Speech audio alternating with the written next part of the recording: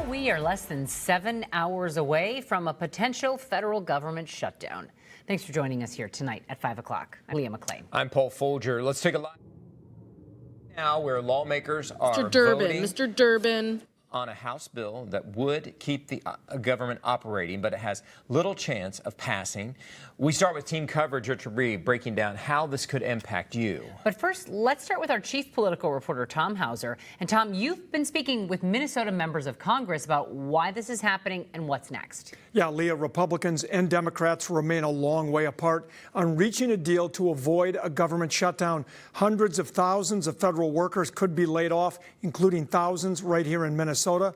House Republicans already passed a bill they say will keep government open at least through most of November, but Democrats are pressing for an extension of health care insurance subsidies to prevent millions of Americans from seeing huge increases in their premiums.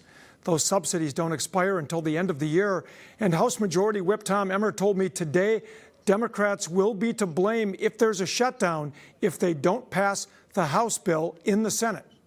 The way you avoid this is stop all the grandstanding and the partisan rhetoric. Keep the government open. A shutdown does no one any good. And by the way, if they don't keep it open, this will be on Democrats and Chuck Schumer in the Senate.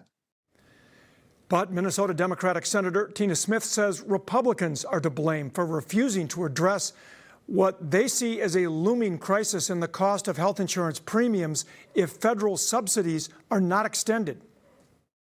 What we're trying to do is to get some attention to the huge rising costs of health insurance and healthcare generally, and get the other party to work with us to do something about that, not in January or December, but to do something about it right now. I've got members on both sides of this issue, right? I've got members that support extending the subsidies, members who don't.